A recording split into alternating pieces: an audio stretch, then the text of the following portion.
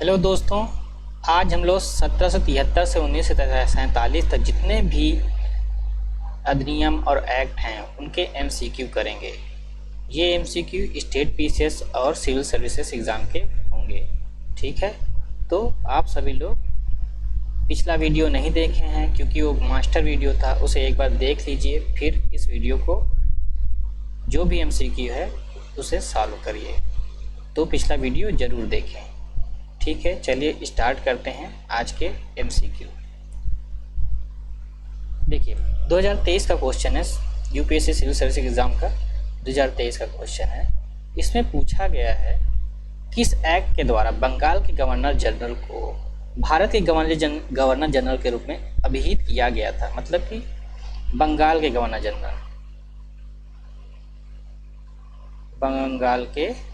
Governor general, ठीक है।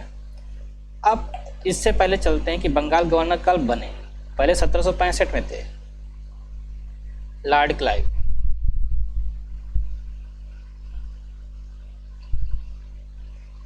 फिर उसके बाद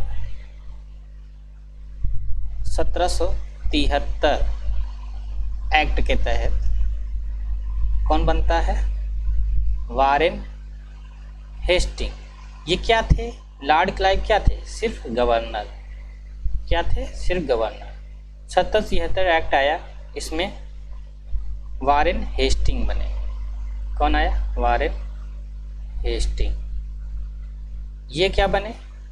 बंगाल के प्रथम गवर्नर जनरल। मतलब गवर्नर जनरल इन्हें बोला गया, ना कि सिर्फ गवर्नर। इन्हें गवर्नर ही बोला गया, जनरल ही बना गया। तो वारेन हेस्टिंग बने कब? 1773 एक्ट के तहत गवर्नर जनरल बने। इन्हें गवर्नर जनरल, तो पूछेगा कि बंगाल के प्रथम गवर्नर जनरल कौन है, तो वारेन हेस्टिंग है।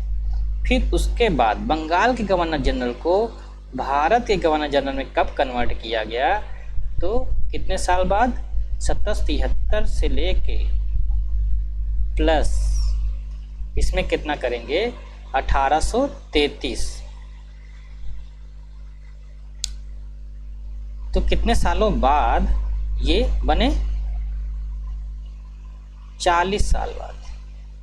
40 साल बाद कौन बनता है?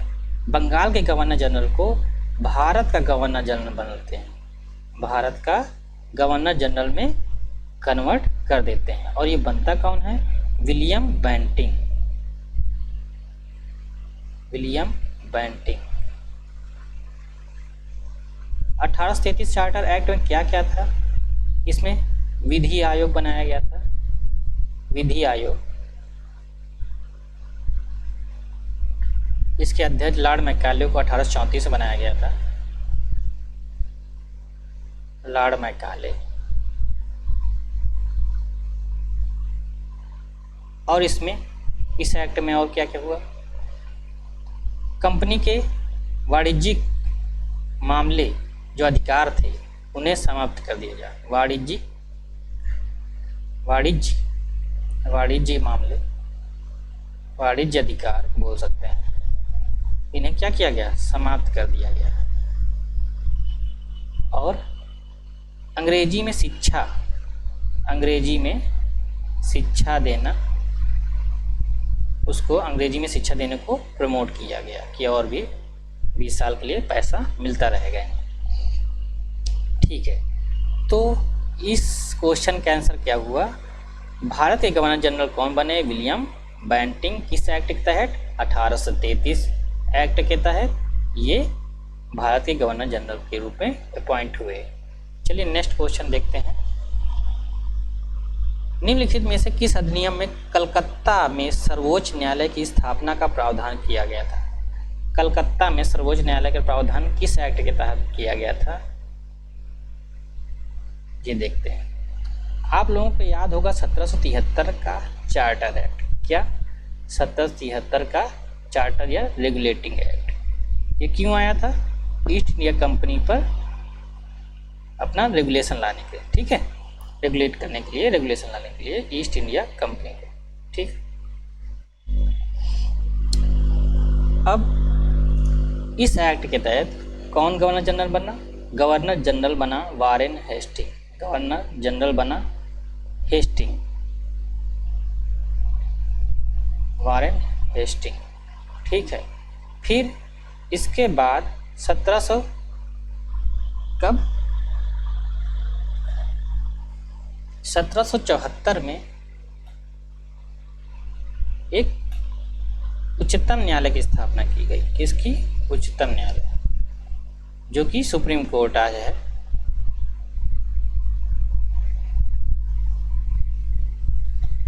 उच्चतम न्यायालय की स्थापना की गई, मगर इस एक्ट में गवर्नर जनरल और सुप्रीम कोर्ट की कोई भी सीमा निर्धारित नहीं करेगी कि तुम इस प्रावधान पर निर्णय करोगे, गवर्नर जनरल इस चीज़ का निर्णय करेगा, ये चीज़ निर्धारित नहीं करेगी, जिससे दोनों में क्या होता है? विरोध उत्पन्न होता है। तो विरोध उत्पन्न होने के कारण 1781 एक्ट ऑफ सेटलमेंट लाया जाता है। Act of settlement.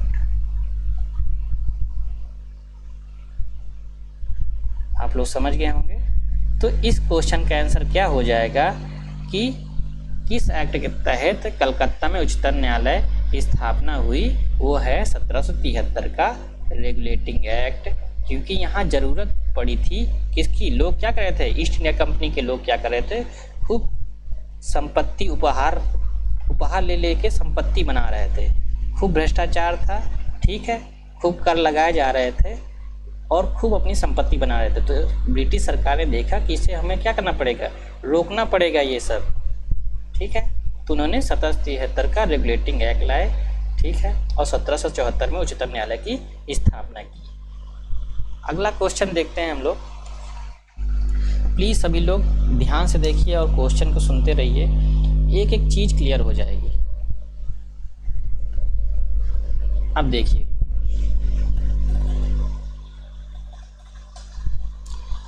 अब पूछा है निम्नलिखित से भारत में अंग्रेजी शिक्षा की नींव कब पड़ी? अंग्रेजी शिक्षा की नींव कब पड़ी?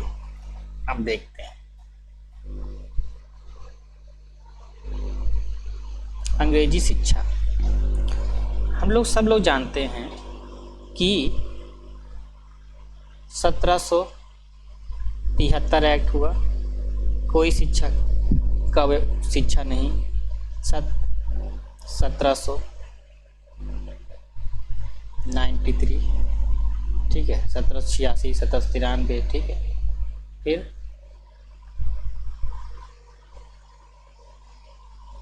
1813 क्या आता है? 1813 एक्ट आता है। इसमें पहली बार शिक्षा के लिए कोई बात होती है। इसमें 1 लाख रुपए, कितने रुपए? 1 लाख रुपए शिक्षा के लिए दिए जाते हैं। और इस एक्ट के तहत चीन के साथ व्यापार और चाय का व्यापार का अधिकार ईस्ट इंडिया कंपनी के पास बना रहता है। बाकी सारे एकाधिकार छीन लिए जाते हैं, बस यही रहता है बस। और ये भी 1833 के चार्टर एक्ट में ख़त्म कर दिया जाता है, ठीक है। पूरे वाणिज्यिक अधिकार 1833 में ये ईस्ट इंडिया कंपनी के ख़त्म कर दिए जाते हैं, ठीक है। तो 1 लाख रुपए 1813 में शिक्षा के लिए दिए जा रहे हैं। किसके लिए? शिक्षा के लिए। अब उनको किसकी ज़रूरत है? भारत में लोगों की ज़रूरत है, इन्हें ही शिक्षित किया जाएगा, इन्हीं से काम लिया जाएगा। तो इन्होंने अंग्रेजी शिक्षा को प्रमोट करना स्टार्ट कर दिया। कब? 1813 के चार्टर एक्ट के द्वारा। फिर 10 साल बाद, 10 साल ऐड करेंगे इसमें, 1823 में क्या हुआ? General committee of public instruction का गठन किया गया। किसका गठन? जनरल कमेटी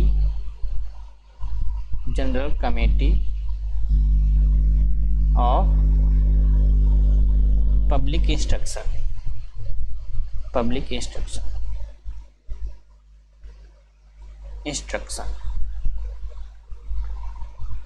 गठन किया गया। पूछ सकता है कि general committee of public instruction का गठन कब किया गया?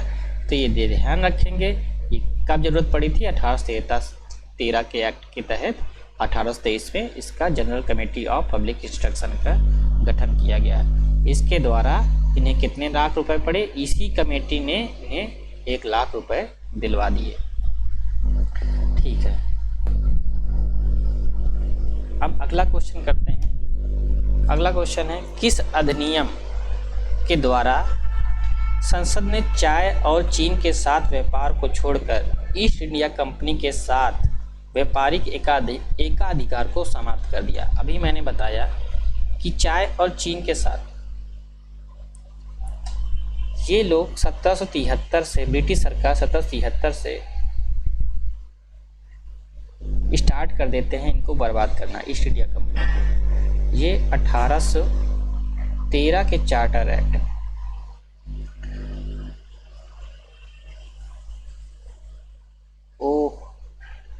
ठीक है, 1813 के चार्टर एक्ट में इन्होंने क्या किया? चीन के साथ व्यापार को जारी रखा कि चीन के साथ व्यापार करो, और भारत से चाय का व्यापार जारी रखो। बाकी एकाधिकार, बाकी जो और भी एकाधिकार हैं वो सब क्या हैं? खत्म।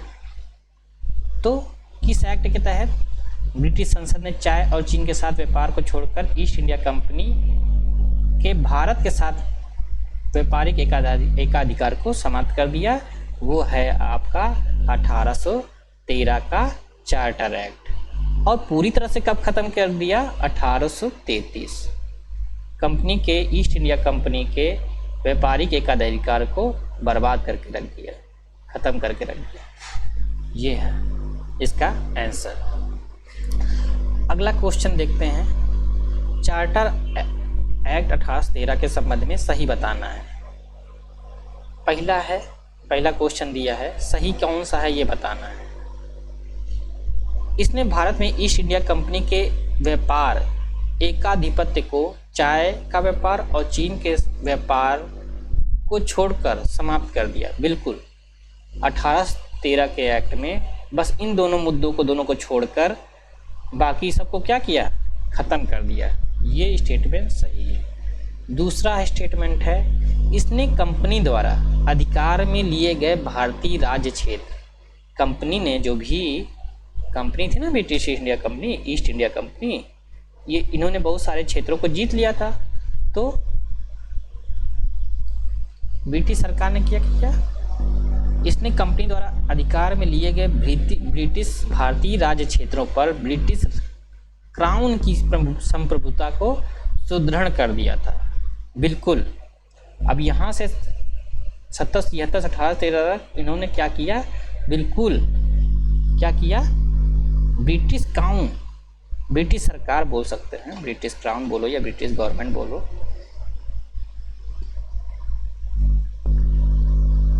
की संप्रभुता बढ़ा दिया, क्योंकि सारे अधिकार इनसे छीन लिए।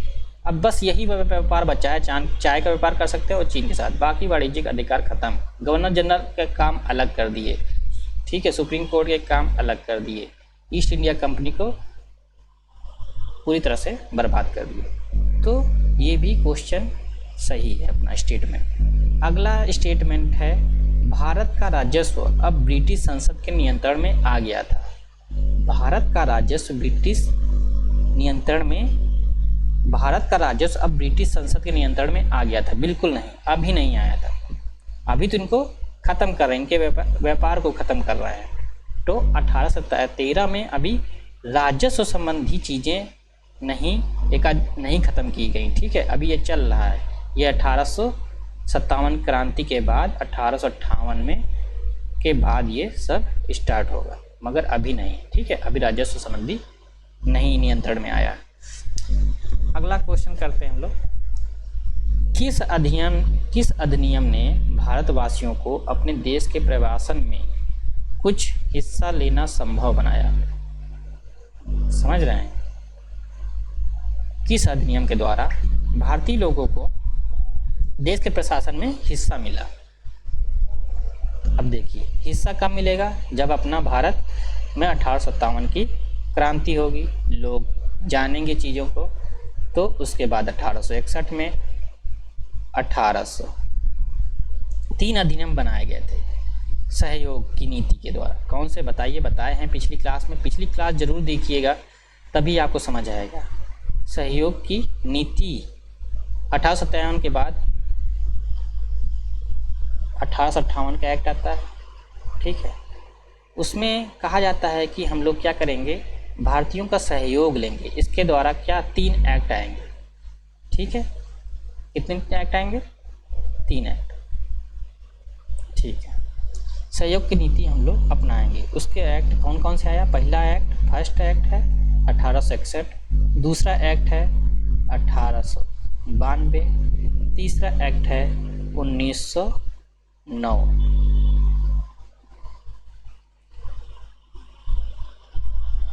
(1861) एक्ट में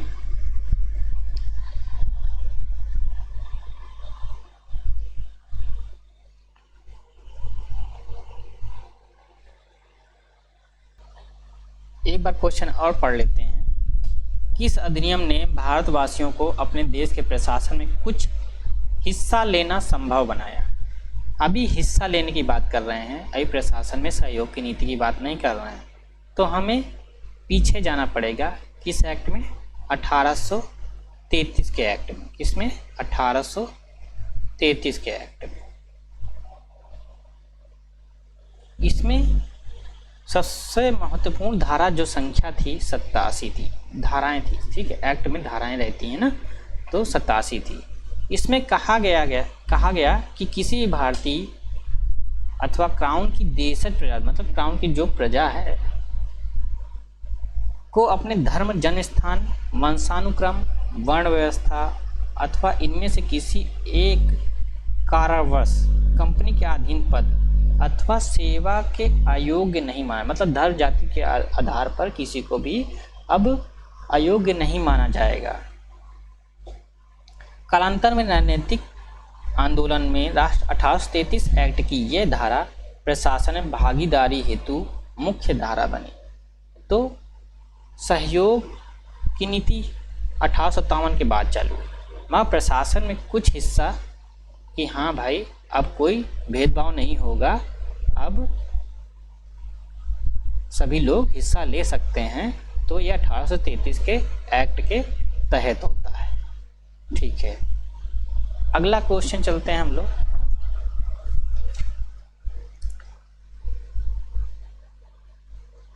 अगले क्वेश्चन में देखते हैं, निम्नलिखित में से किस अधिनियम के अंतर्गत भारतीय विधान परिषद को बजट पर बहस करने की शक्ति प्राप्त हुई? ये तो हमने बताया था पिछले वीडियो में कि भारतीय विधान परिषद, लेजिस्लेटिव काउंसिल 1861 में हमने बताया था कि लेजिस्लेटिव काउंसिल बैठाई जाती है और भारतीयों का सहयोग लिया जाता है, ठीक है। भारतीय लोग इसमें बैठ जाते हैं, भारतीयों का सहयोग पूरा लिया जाता है, ठीक है। भारतीय विधान परिषद में बजट पर बहस करने की शक्ति प्राप्त कब हुई? बजट पर बहस करना जो दिया था 1892 में दिया था। इसमें अनुपूरक प्रश्न पूछे जाते थे, अनुपूरक प्रश्न पूछ सकते थे, बजट पर चर्चा कर सकते थे, ठीक है। किस एक्ट के तहत? 1892 के एक्ट के तहत। अब पूरक प्रश्न कब करने को मिला? 1909 में। ये क्वेश्चन पूछा जाएगा, गलत मत करिएगा। 1909 में पूरक प्रश्न पूछने का अधिकार मिला। 1892 में बस चर्चा कर सकते थे, अनुपूरक प्रश्न पूछ सकते थे, बस, बाकी कुछ नहीं। अगला क्वेश्चन चलते हैं। ब्रिटिश भारत में सांप्रदायिक प्रतिनिधित्व की व्यवस्था निम्नलिखित में से किस अधिनियम द्वारा दी गई थी? सांप्रदायिक प्रतिनिधित्व, समझ रहे हैं? सांप्रदायिकता के आधार पर कब बांटा गया? 1905 में बंगाल विभाजन, बांटना स्टार्ट कर दिए, बंगाल विभाजन। फिर चुनाव हुए, भारत सचिव कौन बना? भारत सचिव बने, भारत राज्य सचिव बने, कौन बना?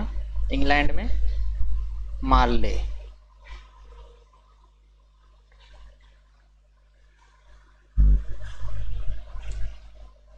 और वायसराय, वायसराय कौन बने? मिंटो। इन दोनों के नाम से आया था मार्ले मिंटो सुधार, मार्ले मिंटो सुधार। इसे क्या बोला गया? सांप्रदायिक प्रतिनिधित्व की व्यवस्था स्टार्ट इन्होंने ही की थी, मार्ले मिंटो सुधार। तो किस एक्ट, इसमें क्या किया गया? मुस्लिम समुदाय को पृथक निर्वाचन आयोग, पृथक निर्वाचन आयोग की व्यवस्था की गई, पृथक निर्वाचन मंडल का प्रावधान किया गया। तो किस एक्ट के तहत?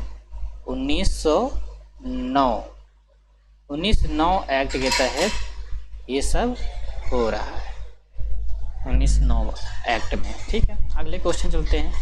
निम्नलिखित में से किस एक अधिनियम द्वारा भारत में संघीय न्यायालय की व्यवस्था की गई थी? किस एक्ट के द्वारा संघीय न्यायालय की व्यवस्था की गई थी?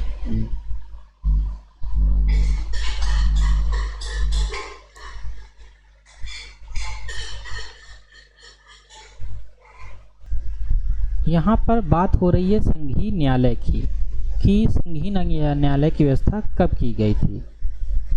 तो हम लोग चलते हैं एक्ट 1935 का भारत शासन अधिनियम 1935 में दो चीज़ देखते हैं, एक प्रांत, एक दूसरा है केंद्र। केंद्र में क्या शासन लाया गया था? द्वैत शासन। प्रांत में उत्तरदायी शासन, रिजर्व और अनरिजर्व, रिजर्व अनरिजर्व। तो इसी के तहत 1 अक्टूबर 1937 को 1 अक्टूबर 1937 को संघीय न्यायालय की स्थापना की गई। संघीय न्यायालय की स्थापना की गई। इसके प्रथम संघीय न्यायालय के फर्स्ट, ये क्वेश्चन बन सकता है नया क्वेश्चन, कि फर्स्ट न्यायाधीश कौन थे? वो थे मॉरिस। ये इम्पॉर्टेंट है, देखिए ध्यान से, नहीं पता होगा आप लोगों को। मॉरिस ग्वेयर, फर्स्ट न्यायाधीश कौन थे? मॉरिस ग्वेयर थे। ठीक, चलिए अगले क्वेश्चन चलते हैं। भारत संघीय न्यायालय निम्नलिखित में से किस वर्ष स्थापित किया गया था? ये भी बता ही चुके थे, 1937 होगा। ठीक है, 35 नहीं, 1937 होगा। 1 अक्टूबर 1937 में संघीय न्यायालय की स्थापना की और उसके फर्स्ट कौन बने? न्यायाधीश मॉरिस ग्वेयर। नेक्स्ट क्वेश्चन चलते हैं। केंद्र में द्वैत शासन किस अधिनियम के अंतर्गत स्थापित किया गया था? अभी बताया है किस अधिनियम के तहत केंद्र में द्वैत शासन स्टार्ट किया गया। केंद्र में द्वैत शासन 1935 के एक्ट। थोड़ा पीछे बता देते हैं कि 1919 में क्या हुआ था। 1919 के एक्ट में प्रांत और केंद्र, प्रांत और केंद्र। तो प्रांत में द्वैत शासन थी, 1919 में द्वैत शासन थी। ठीक है, और ये 1935 एक्ट में केंद्र में द्वैत शासन स्टार्ट की गई। अगला क्वेश्चन देखते हैं।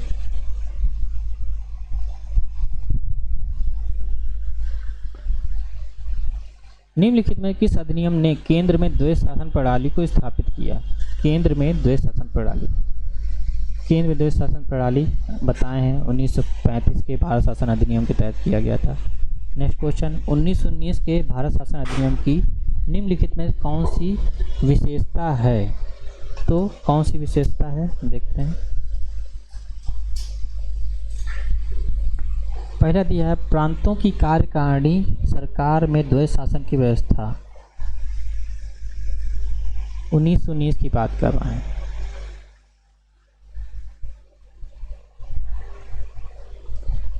प्रांतों में क्या था बताएं? प्रांत में क्या था? द्वैध शासन।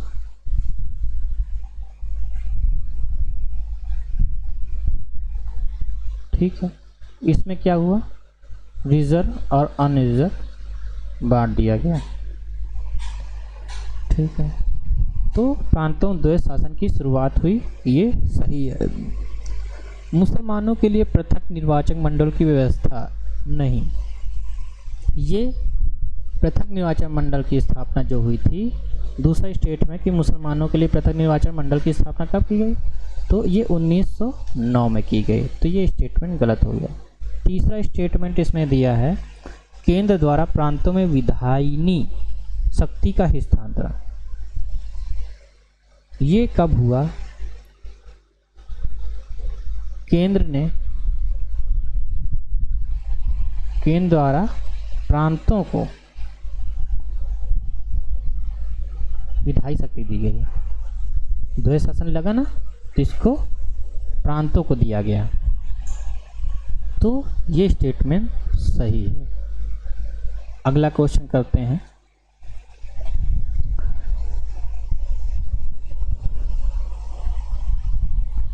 भारतीय विधान पालिका प्रथम बार द्विसदनी कब बनाई गई? द्विसदन कब बनाए गए? तो भारतीय विधान बता नहीं रहे कि 1919 में चालू हो गया प्रांत और केंद्र। तो भारतीय विधान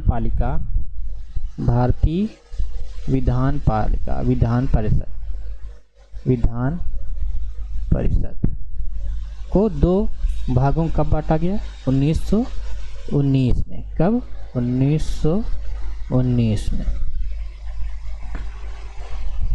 प्रथम बार द्विसदनी बनाया गया। एक था राज्य परिषद, ऊपरी सदन, जैसे राज्यसभा है ना, तो उसी तरह राज्य परिषद। ये कितने वर्ष के लिए होती थी? 5 वर्ष के लिए। इसे क्या बोलते थे? ऊपरी सदन। ऊपरी सदन। ठीक है। दूसरा क्या था? इसके सदस्य कितने थे ये देख लेते हैं। 20 सदस्य थे। कितने? 20 मेंबर्स। ठीक है, 20 मेंबर्स थे।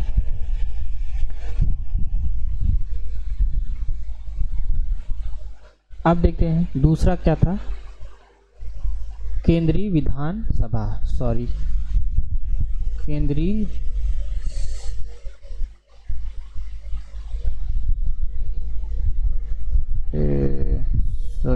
हाँ, दूसरा था केंद्रीय विधानसभा। एक राज्य परिषद, दूसरा केंद्रीय विधान सभा।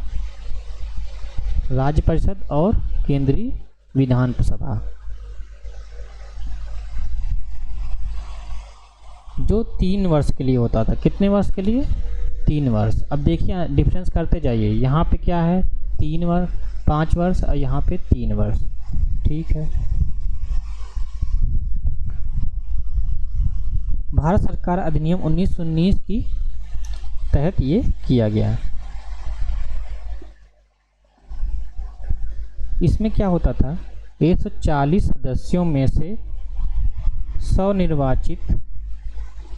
निर्वाचित होते थे, प्लस 40 को अपने द्वारा मनोनीत किया जाता था, मनोनीत। तो ये क्वेश्चन पूछ ले सकता है कि भारतीय विधान परिषद 1919 में केंद्रीय विधानसभा में कितने लोग निर्वाचित किए जाते थे? तो 140 में 100 निर्वाचित, 40 मनोनीत किए जाते थे। नेक्स्ट क्वेश्चन देखते हैं। केंद्र में कौन सा एक्ट द्विसदनीय विधायिका लाया? वही क्वेश्चन, द्विसदनीय विधायिका कब आती है? 1919 के चार्टर एक्ट में, 1919 के चार्टर में प्रांत केंद्र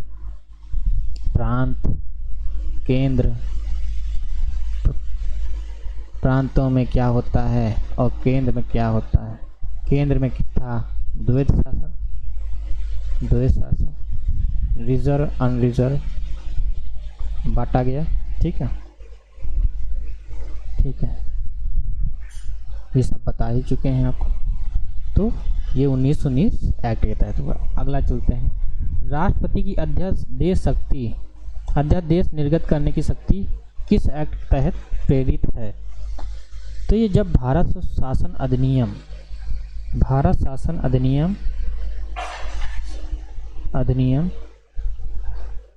1935 आया, तो उसमें राष्ट्रपति की जो अभी भी शक्ति है ना, राष्ट्रपति की अध्यादेश शक्ति, राष्ट्रपति की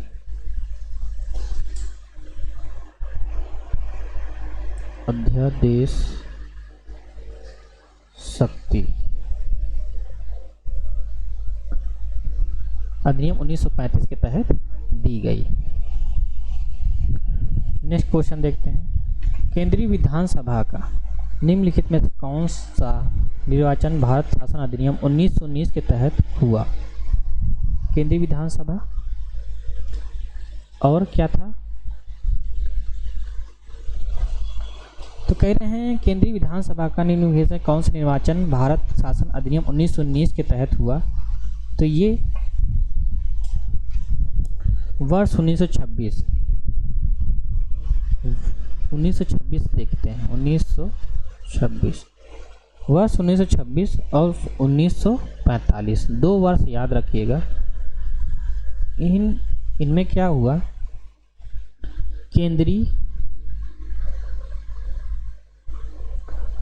केंद्रीय विधानसभा चुनाव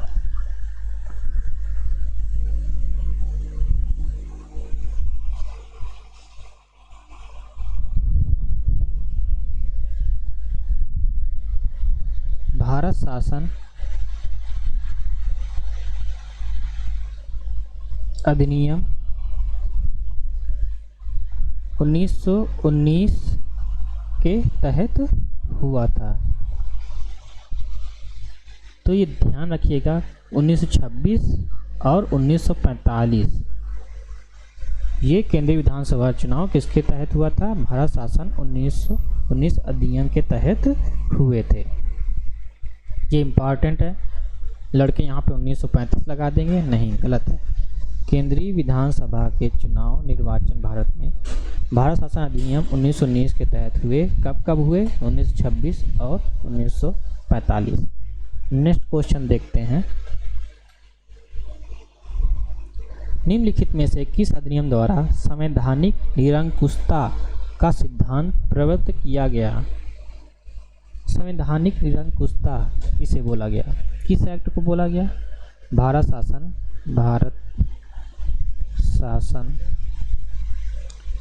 शासन अधिनियम 1935 को क्या बोला गया? संवैधानिक निरंकुशता। संवैधानिक निरंकुशता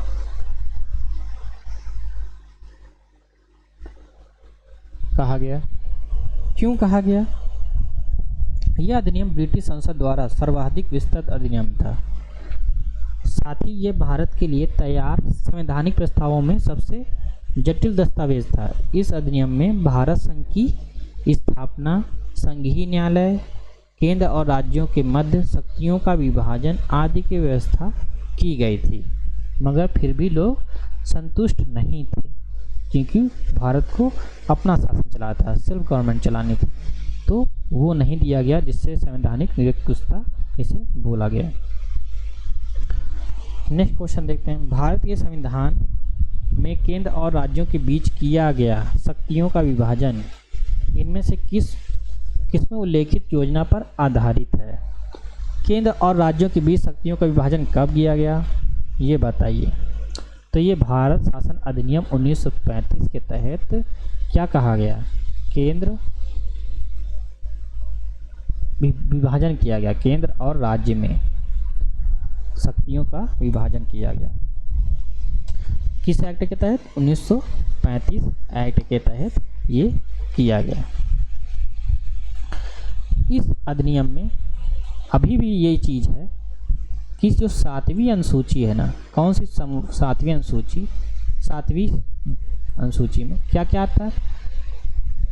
संघ सूची, समवर्ती संघ सूची, समवर्ती सूची आती है, राज्य सूची क्या आती है? राज्य संघ राज्य सूची और समवर्ती सूची, ये अभी भी हैं इस अनुसूची के तहत 7वीं। इनका विभाजन किया गया 1935 में ही, ये देखिए आ गए थे संघ सूची, राज्य सूची, समवर्ती सूची, इनका विभाजन किया। इसके अतिरिक्त राज्य में द्वैध शासन को समाप्त कर दिया गया, केंद्र में द्वैध शासन लगा दिया गया।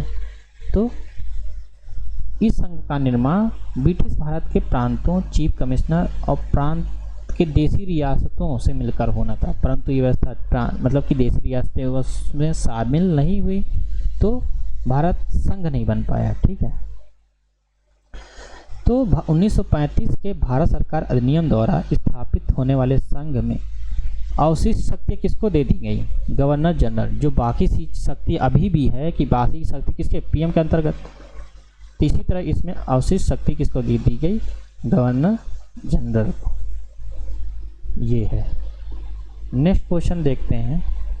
निम्नलिखित में से एक भारत सरकार अधिनियम 1935 की मुख्य विशेषताओं में से नहीं थी। तो पहला स्टेटमेंट है, इस अधिनियम ने अखिल भारतीय महासंघ का प्रावधान था। बिल्कुल, अखिल भारतीय महासंघ का प्रावधान था, ये स्टेटमेंट सही है।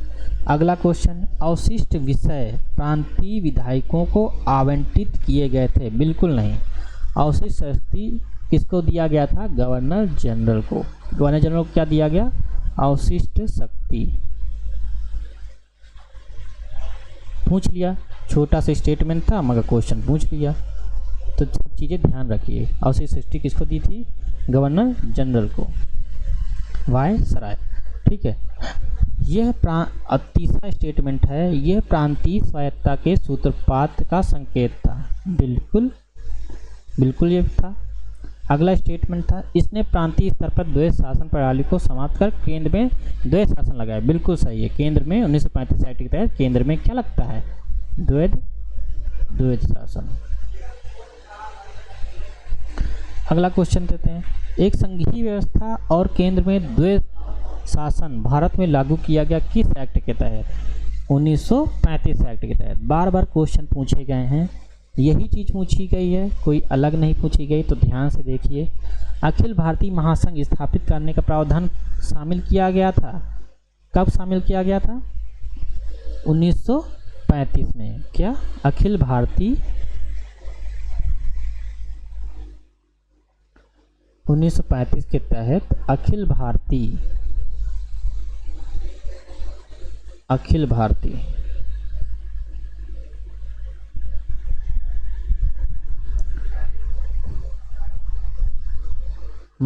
महासंघ, जिसमें सभी लोग रहेंगे, रियासतें भी रहेंगी, अब प्रांत की देशी रियासतों से मिलकर होना था। ठीक है, मगर ये व्यवस्था लागू नहीं हो पाती है क्योंकि देशी रियासतें क्या कर देती हैं? मना कर देती हैं।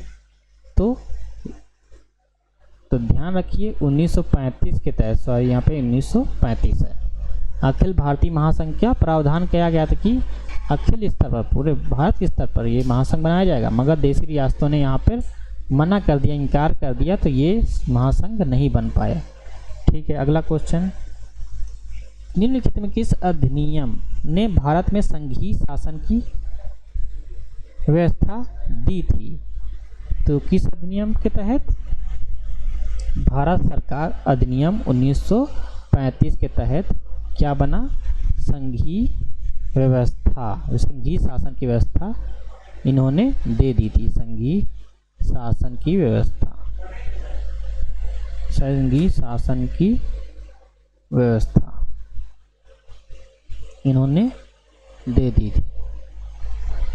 अगला है 1935 के अधिनियम द्वारा स्थापित संघ में अवशेष शक्तियां किसको दी गई? अभी बताया कि अवशेष शक्तियां किसको दी गई हैं। ये 2-3 बार क्वेश्चन पूछा गया है। एक गवर्नर जनरल को दी गई थी। अगला क्वेश्चन, निम्नलिखित में से कौन सा एक भारत शासन अधिनियम 1935 में स्वीकार किया हुआ महत्वपूर्ण और स्थायी अवयव नहीं है? तो 1935 में स्वीकार किया हुआ अवयव नहीं, 1935 से पूछ रहा है कि कौन इनमें से नहीं है। तो पहला देखिए, इसमें दिया है विधानमंडल के लिए निर्वाचित और जवाबदेह प्रतिनिधि। बिल्कुल नहीं, बिल्कुल नहीं, 1935 में ये नहीं था, कोई जवाबदेही नहीं।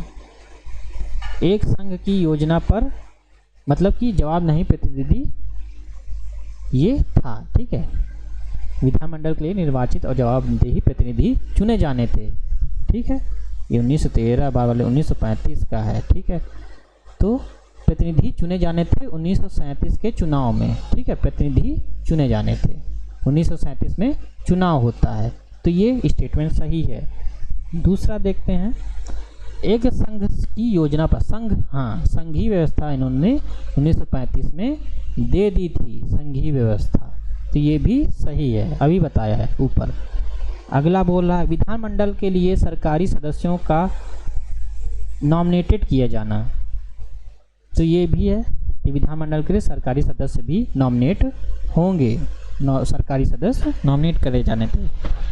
चौथा स्टेटमेंट दिया है, देश के लिए लिखित संविधान रिटेन संविधान लाएंगे, ऐसा कोई प्रावधान था नहीं था। 1947 के बाद आया है रिटेन संविधान, ये संविधान नहीं रिटेन था। ठीक है, तो ये स्टेटमेंट गलत हो गया, यही पूछ रहा था। अगला क्वेश्चन, 1935 का गवर्नमेंट ऑफ इंडिया एक्ट क्यों महत्वपूर्ण है? गवर्नमेंट ऑफ इंडिया एक्ट महत्वपूर्ण क्यों है? तो स्टेटमेंट दिए हैं, ये भारतीय संविधान का प्रमुख स्रोत है। बिल्कुल, 250 से अधिक 270 के आसपास पूरे आर्टिकल ले लिए गए हैं भारतीय संविधान में, 275 समथिंग। तो ये 1935 भारतीय शासन अधिनियम 1935 ये हमारे भारतीय पॉलिटी का एक प्रमुख स्रोत है। बिल्कुल सही है। इसके द्वारा 1935 के द्वारा भारत को स्वतंत्रता मिली? बिल्कुल स्वतंत्रता नहीं मिली, गलत है, 1947 के बाद मिली। इसमें भारत विभाजन उल्लेखित था? बिल्कुल नहीं, ऐसा कुछ नहीं था। माउंटबेटन 1947 में बांटे थे। तीसरा, इसके द्वारा रियासतें समाप्त हुई? नहीं, 1947 के बाद सरदार वल्लभ भाई पटेल ने रियासतों को सम्मिलित किया था, तो ये भी रियासतों वाला भी स्टेटमेंट गलत है। एक ही है सही है कि 1935 भारत संविधान का प्रमुख स्रोत था। अब 1935 इतना इम्पॉर्टेंट, तो कुछ 1935 के पॉइंट की बात कर लेते हैं। इम्पॉर्टेंट क्या क्या प्रावधान थे 1935 के एक्ट के तहत, देखते हैं। 1935 अधिनियम बहुत इम्पॉर्टेंट है। इसमें क्या कहा गया? पहला देखते हैं, सबसे पहले बात कही गई संघीय व्यवस्था, संघ सरकार, समझ रहे हैं? संघ सरकार या संघीय व्यवस्था है, संघीय व्यवस्था इन्होंने देना चाहा, संघीय व्यवस्था। दूसरा,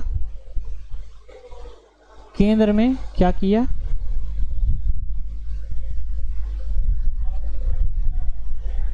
ओह सॉरी,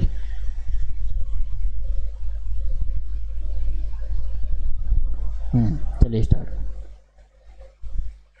दूसरा इन्होंने क्या किया, केंद्र में क्या स्टार्ट किया, द्वैध शासन, केंद्र द्वैध शासन, रिजर्व अनरिजर्व चीजें रखी, ठीक। प्रांतों स्वायत्त शासन की स्थापना की, प्रांत में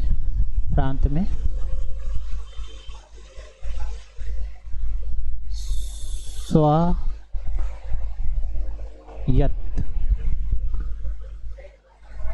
शासन की स्थापना, शासन स्टार्ट किया, ठीक है। अगला क्या है, प्रांतीय शासन व्यवस्था, प्रांतीय शासन व्यवस्था स्टार्ट हो, शासन व्यवस्था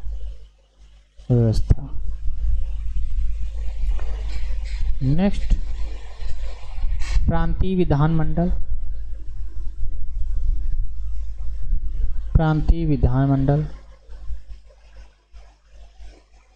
नेक्स्ट केंद्र और प्रांतों में शक्तियों का विभाजन, राज्य सूची, संघ सूची, समवर्ती सूची, केंद्र और राज्य में शक्ति का बंटवारा, अनुसूची 7 जो अभी भी है। आठवां है फेडरल संघीय न्यायालय की स्थापना। पूछेगा कि संघीय न्यायालय की स्थापना कब हुई, 1935 में। संघीय न्यायालय की स्थापना कब हुई, 1935 में। कौन बने न्याय, मॉरिस ग्वेयर पहले न्यायाधीश बने। नेक्स्ट क्वेश्चन देखते हैं, निम्नलिखित अधिनियमों से किस अधिनियम के फलस्वरूप वर्मा भारत से अलग हुआ। तो किस एक्ट के तहत हुआ, इसी 1935 के एक्ट के तहत म्यांमार वाला वर्मा भारत से अलग हुआ,